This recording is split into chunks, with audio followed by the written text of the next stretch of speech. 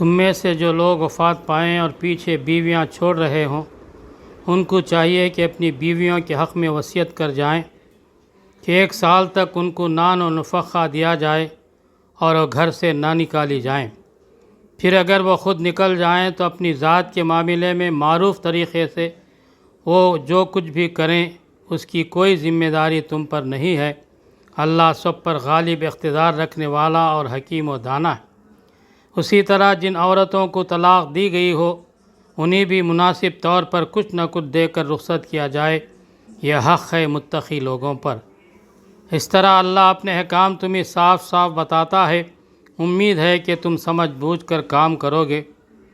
تم نے ان لوگوں کے حال پر بھی کچھ غور کیا جو موت کے ڈر سے اپنے گھر بار چھوڑ کر نکلے تھے اور ہزاروں کی تعداد میں تھے۔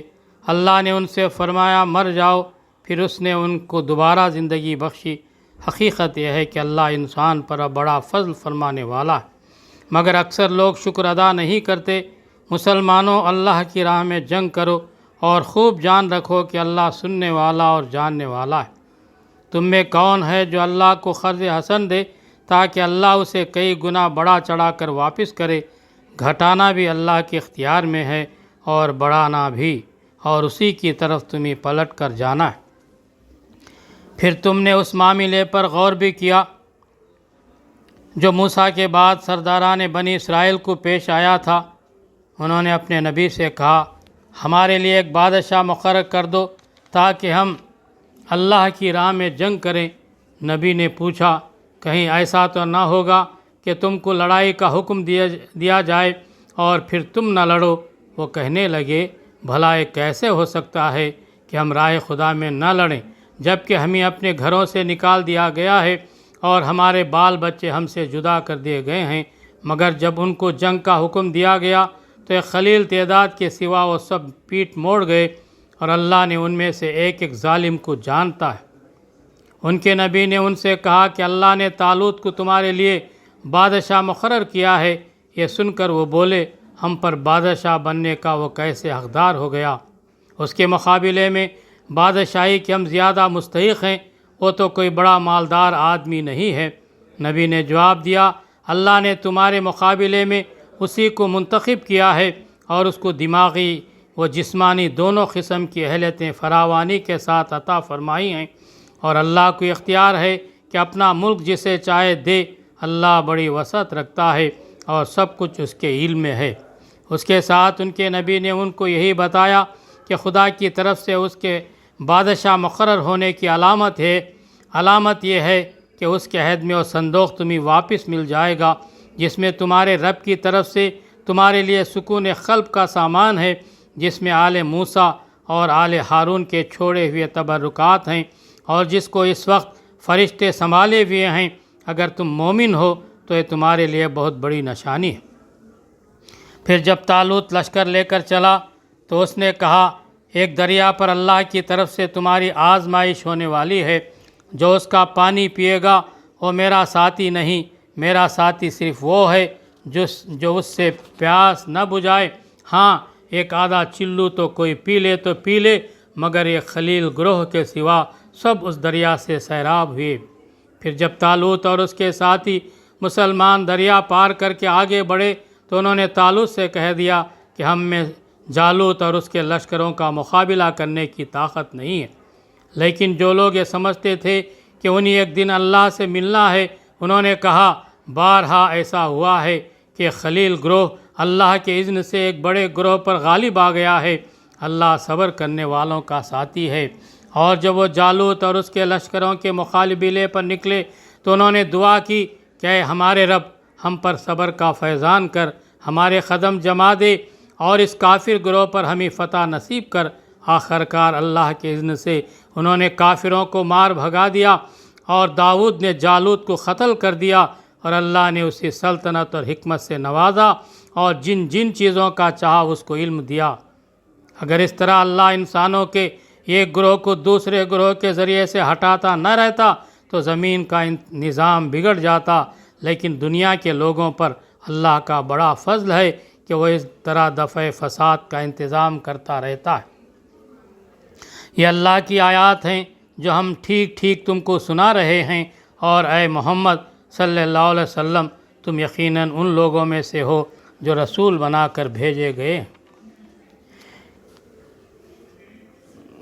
یہ 30واں پارہ۔ اے رسول، جو ہماری طرف سے انسانوں کی ہدایت پر مامور ہوئے ہیں، ہم نے ان کو ایک دوسرے سے بڑھ چڑھ کر مرتبے عطا کیے۔ ان میں کوئی ایسا تھا جس سے خدا خود ہم کلام ہوا، کسی کو اس نے دوسری حیثیتوں سے بلند درجے دیے، اور آخر میں عیسیٰ ابن مریم کو روشن نشانیاں عطا کی اور روح پاک سے اس کی مدد کی۔ اگر اللہ چاہتا تو ممکن نہ تھا کہ ان رسولوں کے بعد جو لوگ روشن نشانیاں دیکھ چکے تھے وہ آپس میں لڑتے، مگر اللہ کی مشیت یہ نہ تھی کہ وہ لوگوں کو جبراً اختلاف سے روکے۔ اس وجہ سے انہوں نے باہم اختلاف کیا، پھر کوئی ایمان لایا اور کسی نے کفر کی راہ اختیار کی۔ ہاں، اللہ چاہتا تو ہرگز نہ لڑتے، مگر اللہ جو چاہتا ہے کرتا ہے۔ اے لوگو جو ایمان لائے ہو، جو کچھ مال متاع ہم نے تم کو بخشا ہے اس میں سے خرچ کرو، قبل اس کے کہ وہ دن آئے جس میں نہ خرید و فروخت ہوگی، نہ دوستی کام آئے گی اور نہ سفارش چلے گی، اور ظالم اصل میں وہی ہیں جو کفر کی روش اختیار کرتے ہیں۔ اللہ وہ زندہ جاوید ہستی ہے جو تمام کائنات کو سنبھالے ہوئے ہے، اس کے سوا کوئی خدا نہیں ہے۔ وہ نہ سوتا ہے اور نہ اسے اونگ لگتی ہے۔ زمین اور آسمانوں میں جو کچھ ہے اسی کا ہے۔ کون ہے جو اس کے جناب میں اس کی اجازت کے بغیر سفارش کر سکے؟ جو کچھ بندوں کے سامنے ہے اسے بھی وہ جانتا ہے، اور جو کچھ ان سے اوجھل ہے اس سے بھی وہ واقف ہے، اور اس کے معلومات میں سے کوئی چیز ان کی گرفت اور ادراک میں نہیں آ سکتی، الا ہے کہ کسی چیز کا علم وہ خود ہی ان کو دینا چاہے۔ اس کی حکومت آسمان اور زمین پر چھائی ہوئی ہے، اور ان کی نگہبانی اس کے لیے کوئی تھکا دینے والا کام نہیں ہے۔ بس وہی ایک بزرگ و برتر ذات ہے۔ دین کے معاملے میں کوئی زور زبردستی نہیں، صحیح بات غلط خیالات سے الگ چھانٹ کر رکھ دی گئی ہے۔ اب جو کوئی طاغوت کا انکار کر کے اللہ پر ایمان لے آیا، اس نے ایک ایسا مضبوط سہارا تھام لیا جو کبھی ٹوٹنے والا نہیں، اور اللہ جس کا سہارا اس نے لیا ہے سب کچھ سننے اور جاننے والا ہے۔ جو لوگ ایمان لاتے ہیں ان کا حامی و مددگار اللہ ہے، اور ان کو تاریکیوں سے روشنی میں نکال لاتا ہے، اور جو لوگ کفر کی راہ اختیار کرتے ہیں ان کے حامی و مددگار طاغوت ہیں، وہ انہیں روشنی سے تاریکیوں کی طرف کھینچ لے جاتے ہیں۔ یہ آگ میں جانے والے لوگ ہیں جہاں یہ ہمیشہ رہیں گے۔ کیا تم نے اس شخص کے حال پر غور نہیں کیا جس نے ابراہیم سے جھگڑا کیا تھا؟ جھگڑا اس بات پر کہ ابراہیم کا رب کون ہے، اور اس بنا پر کہ اس شخص کو اللہ نے حکومت دے رکھی تھی۔ جب ابراہیم نے کہا کہ میرا رب وہ ہے جس کے اختیار میں زندگی اور موت ہے، تو اس نے جواب دیا، زندگی اور موت میرے اختیار میں ہے۔ ابراہیم نے کہا، اچھا، اللہ سورج کو مشرق سے نکالتا ہے، تو ذرا اسے مغرب سے نکال لا۔ یہ سن کر وہ منکر حق ششدر رہ گیا، مگر اللہ ظالموں کو راہ راست نہیں دکھایا کرتا۔ یا پھر مثال کے طور پر اس شخص کو دیکھو جس کا گزر ایک ایسی بستی پر ہوا جو اپنے چھتوں پر اوندھی گری پڑی تھی۔ اس نے کہا، یہ آبادی جو ہلاک ہو چکی ہے اسے اللہ کس طرح دوبارہ زندگی بخشے گا؟ اس پر اللہ نے اس کی روح قبض کر لی اور وہ 100 برس تک مردہ پڑا رہا۔ پھر اللہ نے اسے دوبارہ زندگی بخشی اور اس سے پوچھا، بتاؤ کتنی مدت پڑے رہے ہو؟ اس نے کہا، 1 دن یا چند گھنٹے رہا ہوں گا۔ فرمایا، تم پر 100 برس اسی حالت میں گزر چکے ہیں۔ اب ذرا اپنے کھانے اور پانی کو دیکھو کہ اس میں ذرا تغیر نہیں آیا ہے۔ دوسری طرف ذرا اپنے گدھے کو بھی دیکھو کہ اس کا پنجر تک بوسیدہ ہو رہا ہے، اور یہ ہم نے اس لیے کیا ہے کہ ہم تمہیں لوگوں کے لیے ایک نشانی بنا دینا چاہتے ہیں۔ پھر دیکھو کہ ہڈیوں کے اس پنجر کو ہم کس طرح اٹھا کر گوشت پوش اس پر چڑھاتے ہیں۔ اس طرح جب حقیقت ان کے سامنے بالکل نمایاں ہو گئی تو اس نے کہا، میں جانتا ہوں کہ اللہ ہر چیز پر قدرت رکھتا ہے۔ اور واقعہ بھی پیش نظر رہے جب ابراہیم نے کہا تھا کہ میرے مالک مجھے دکھا دے تو مردوں کو کیسے زندہ کرتا ہے۔ فرمایا، کیا تو ایمان نہیں رکھتا؟ اس نے عرض کیا ایمان تو رکھتا ہوں مگر دل کا اطمینان درکار ہے۔ فرمایا اچھا تو 4 پرندے لے اور ان کو اپنے سے مانوس کر لے، پھر ان کا ایک ایک ٹکڑا ایک ایک پہاڑ پر رکھ دے، پھر ان کو پکار، وہ تیرے پاس دوڑے چلے آئیں گے۔ خوب جان لے کہ اللہ نہایت با اقتدار اور حکیم ہے۔ جو لوگ اپنے مال اللہ کی راہ میں صرف کرتے ہیں ان کے خرچ کی مثال ایسی ہے جیسے ایک دانہ بویا جائے اور اس سے 7 بالیں نکلیں اور ہر بالی میں 100 دانے ہو۔ اسی طرح اللہ جس کے عمل کو چاہتا ہے افزونی عطا فرماتا ہے، وہ فراغ دست بھی ہے اور علیم بھی۔ جو لوگ اپنے مال اللہ کی راہ میں خرچ کرتے ہیں اور خرچ کر کے پھر احسان نہیں جتاتے نہ دکھ دیتے ہیں، ان کا اجر ان کے رب کے پاس ہے اور ان کے لیے کسی رنج اور خوف کا موقع نہیں۔ ایک میٹھا بول اور کسی ناگوار بات پر ذرا سی چشم پوشی اس خیرات سے بہتر ہے جس کے پیچھے دکھ ہو۔ اللہ بے نیاز ہے اور بردباری اس کی صفت ہے۔ اے ایمان لانے والو، اپنے صدقات کو احسان جتا کر اور دکھ دے کر اس شخص کی طرح خاک میں نہ ملا دو جو اپنا مال محض لوگوں کے دکھانے کو خرچ کرتا ہے اور نہ اللہ پر ایمان رکھتا ہے نہ آخرت پر۔ اس کے خرچ کی مثال ایسی ہے جیسے ایک چٹان تھی جس پر مٹی کی تہ جمی ہوئی تھی، اس پر جب زور کا مے برسا تو ساری مٹی بہہ گئی اور صاف چٹان کی چٹان رہ گئی۔ ایسے لوگ اپنے نزدیک خیرات کر کے جو نیکی کماتے ہیں اس سے کچھ بھی ان کے ہاتھ نہیں آتا، اور کافروں کو سیدھی راہ دکھانا اللہ کا دستور نہیں ہے۔ بخلاف اس کے جو لوگ اپنے مال محض اللہ کی رضا جوئی کے لیے دل کے پورے ثبات و قرار کے ساتھ خرچ کرتے ہیں، ان کے خرچ کی مثال ایسی ہے جیسے کسی سطح مرتفع پر ایک باغ ہو، اگر زور کی بارش ہو جائے تو دگنا پھل لائے، اور اگر زور کی بارش نہ بھی ہو تو ایک ہلکی پھوار ہی اس کے لیے کافی ہو جائے۔ تم جو کچھ کرتے ہو سب اللہ کی نظر میں ہے۔ کیا تم میں سے کوئی پسند کرتا ہے کہ اس کے پاس ہرا بھرا باغ ہو، نہروں سے سیراب، کھجوروں اور انگوروں اور ہر قسم کے پھلوں سے لدا ہوا، اور وہ عین اس وقت ایک تیز بگولے کی زد میں آ کر جھلس جائے جبکہ وہ خود بوڑھا ہو اور اس کے کم سن بچے ابھی کسی لائق نہ ہوں؟ اس طرح اللہ اپنی باتیں تمہارے سامنے بیان کرتا ہے، شاید کہ تم غور و فکر کرو۔ اے لوگو جو ایمان لائے ہو، جو مال تم نے کمائے ہیں اور جو کچھ ہم نے زمین سے تمہارے لیے نکالا ہے اس میں سے بہتر حصہ راہ خدا میں خرچ کرو۔ ایسا نہ ہو کہ اس کی راہ میں دینے کے لیے بری سے بری چیز چھانٹنے کی کوشش کرنے لگو، حالانکہ وہی چیز اگر کوئی تمہیں دے تو تم ہرگز اسے لینا گوارا نہ کرو گے، الا یہ کہ اس کو قبول کرنے میں تم اغماض برت جاؤ۔ تمہیں جان لینا چاہیے کہ اللہ بے نیاز ہے اور بہترین صفات سے متصف ہے۔ شیطان تمہیں مفلسی سے ڈراتا ہے اور شرمناک طرز عمل اختیار کرنے کی ترغیب دیتا ہے، مگر اللہ تمہیں اپنی بخشش اور فضل کی امید دلاتا ہے۔ اللہ بڑا فراغ دست اور دانا ہے، جس کو چاہتا حکمت عطا کرتا ہے، اور جس کو حکمت ملی اسے حقیقت میں بڑی دولت مل گئی۔ ان باتوں سے صرف وہی لوگ سبق لیتے ہیں جو دانش مند ہیں۔ تم نے جو کچھ بھی خرچ کیا اور جو نظر بھی مانی ہو، اللہ کو اس کا علم ہے اور ظالموں کا کوئی مددگار نہیں۔ اگر اپنے صدقات علانیہ دو تو یہ بھی اچھا ہے، لیکن اگر چھپا کر حاجت مندوں کو دو تو یہ تمہارے حق میں زیادہ بہتر ہے۔ تمہاری بہت سی برائیاں اس طرز عمل سے محو ہو جاتی ہیں، اور جو کچھ تم کرتے ہو اللہ کو بہرحال اس کی خبر ہے۔ اے نبی صلی اللہ علیہ وسلم، لوگوں کو ہدایت بخش دینے کی ذمہ داری تم پر نہیں ہے، ہدایت تو اللہ ہی جسے چاہتا ہے بخشتا ہے۔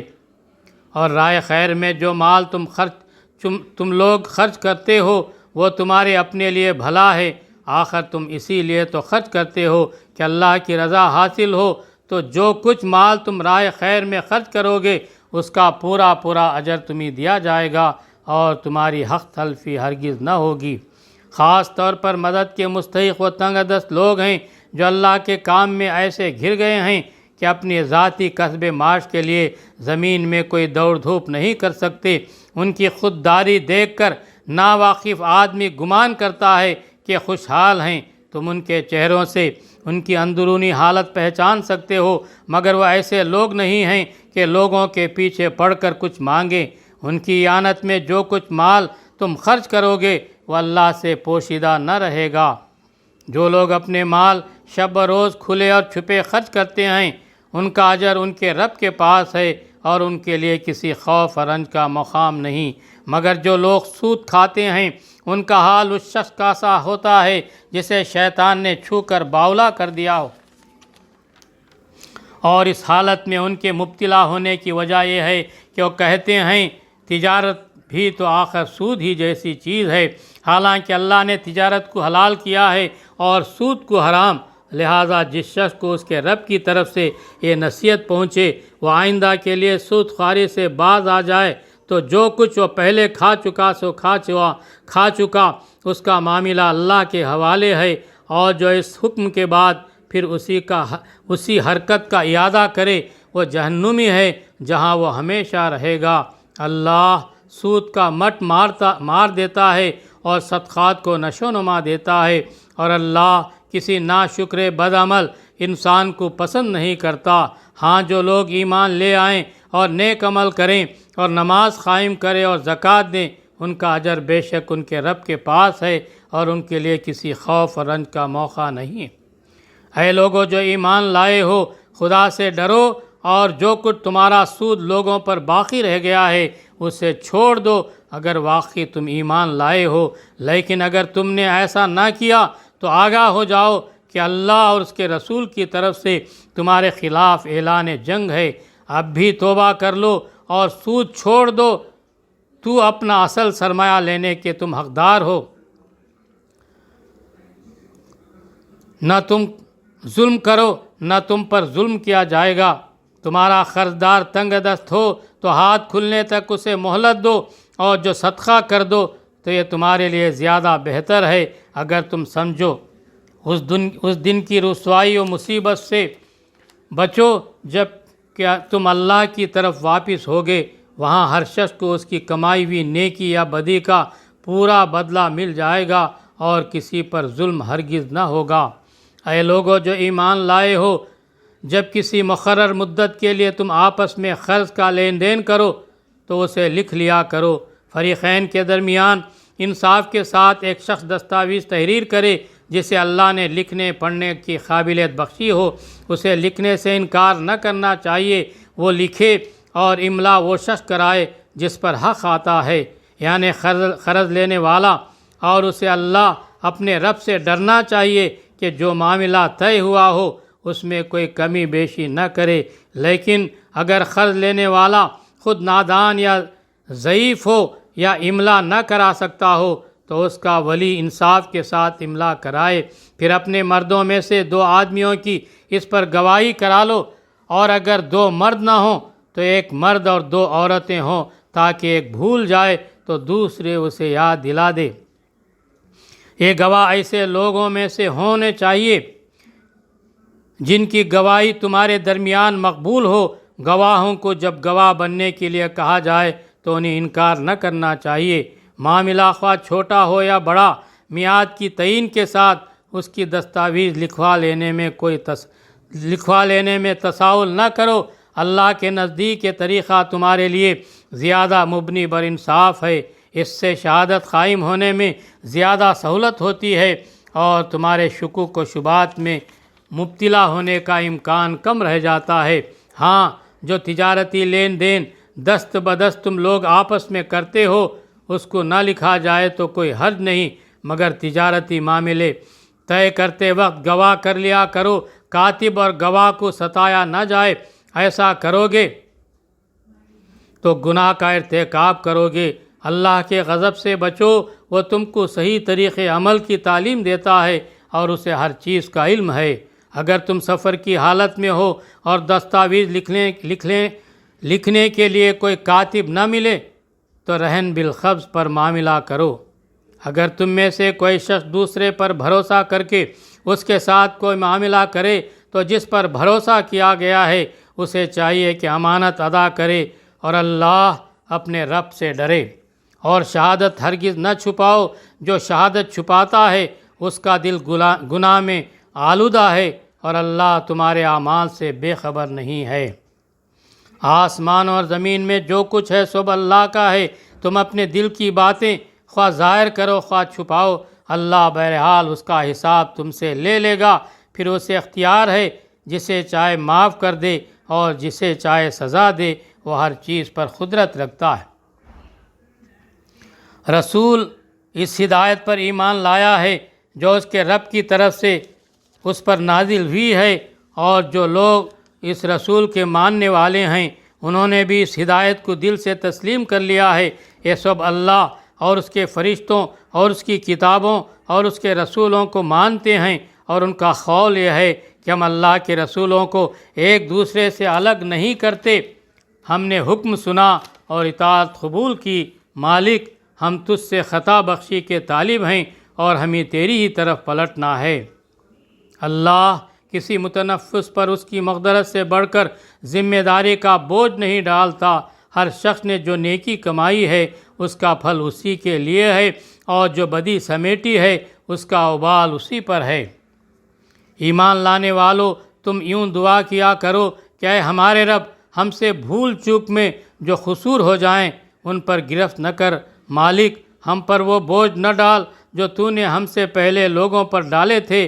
پروردگار، جس بار کو اٹھانے کی طاقت ہم میں نہیں ہے وہ ہم پر نہ رکھ، ہمارے ساتھ نرمی کر، ہم سے درگزر فرما، ہم پر رحم کر، تو ہمارا مولا ہے، کافروں کے مقابلے میں ہماری مدد کر۔